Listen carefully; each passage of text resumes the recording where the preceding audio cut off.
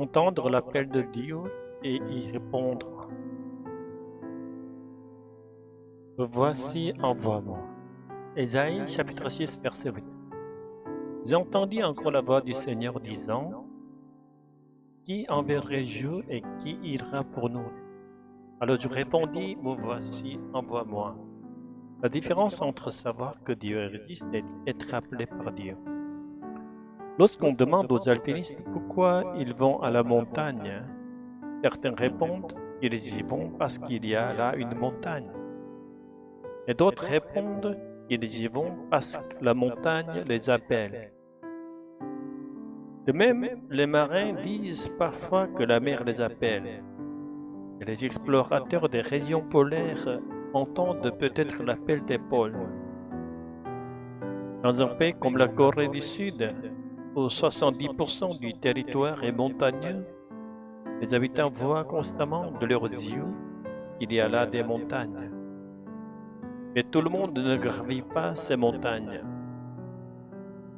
Seuls y vont ceux qui pensent que la montagne les appelle. Il en va de même pour Dieu. De connaître intellectuellement les résistances de Dieu, la comprendre et même y croire, et recevoir l'appel de Dieu et aller vers lui, sont aussi éloignés que le ciel et la terre. L'Écriture affirme que les démons savent mieux que nous que Dieu existe.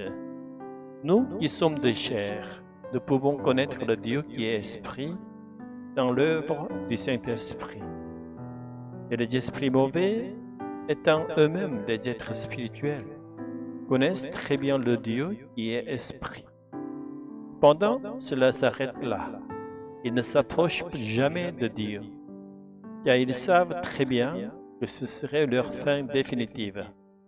Jacques chapitre 2, verset 19. Tu crois que Dieu est un, tu fais bien. Les démons le croient aussi et ils tremblent. La peur de s'approcher de Dieu est la foi indirecte. Le peuple d'Israël de l'Ancien Testament, bien qu'il fût clairement le peuple élu, avait peur de s'approcher de Dieu. Il croyait que de voir Dieu signifiait mourir. C'est pourquoi il instituait un grand prêtre qui, une fois par an, au jour des expiations, entrait seul dans le Saint des Saints pour se représenter devant Dieu.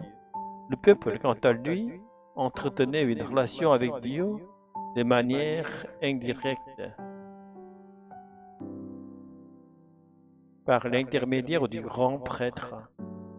La question se pose alors, s'agit-il de la foi des enfants de Dieu ou d'une foi plus proche de celle des démons? La réponse est déjà évidente. Juge 13, verset 22. Manoah dit à sa femme, nous allons certainement mourir, car nous avons vu Dieu. La caractéristique principale du peuple élu de l'Ancien Testament est précisément cette conscience du péché. La conviction que parce qu'ils sont pécheurs, ils ne peuvent se tenir devant le Dieu juste sans encourir le jugement. Pourtant, ils ne renoncèrent pas totalement à la communion avec Dieu. Ils choisirent une communion indirecte, médiatisée par les prêtres. Or, aujourd'hui encore, beaucoup de croyants du Nouveau Testament, devenus enfants de Dieu par le sang, la vie de Jésus, pensent à tort qu'ils ne peuvent s'approcher de Dieu qu'à travers les responsables religieux, pasteurs ou prêtres. Ils oublient qu'ils sont entrés par le Saint-Esprit dans une relation d'inhabitation mutuelle, une unité trinitaire vécue avec Dieu. Certes, derrière cela trouve l'organisation ecclésiale et le cléricalisme, qui encourage parfois cette manière de penser. La responsabilité n'incombe donc pas uniquement aux fidèles. La communion directe avec Dieu est la réponse personnelle à l'appel. Il est vrai que pour résister dans ce monde, l'Église a besoin d'organisation et que l'ordre ministériel est nécessaire.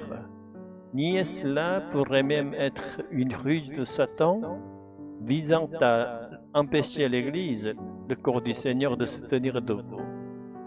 Cependant, nous ne devons jamais oublier l'essentiel. La communion directe et aimante avec Dieu, car notre salut éternel en dépend. Ne sommes-nous pas parfois comme ce personnage de film qui, sous prétexte de ne pas avoir entendu la voix du Seigneur, renonce à l'union avec Dieu et dit au clerc, « Toi, vas-y à ma place. » Pourtant, par la croix, le corps de Jésus a été déchiré et de son côté ont coulé le sang et l'eau, afin que nous soyons adoptés comme enfants de Dieu. Si nous croyons en Jésus et en l'Esprit Saint qu'il a envoyé, il est impossible de ne pas entendre la voix de Dieu.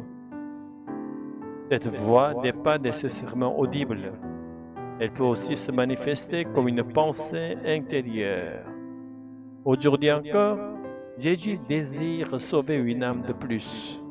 Il attend de voir et recevra la puissance du Saint-Esprit pour participer à l'œuvre du salut. Ne remettons plus cette mission entre les seules mains du clergé. Puissions-nous tous devenir des Ésaïe et répondre « Vous voici, envoie-moi ». Tous les membres de l'Église sont égaux et précieux. Devenons des croyants sages et ne recréez pas une structure pyramidale et ne répète pas le modèle de l'Égypte. En ce vendredi d'hiver, alors que la température s'adoucit légèrement, en 11h30, nous prions au nom de Jésus-Christ. Alléluia. Amen.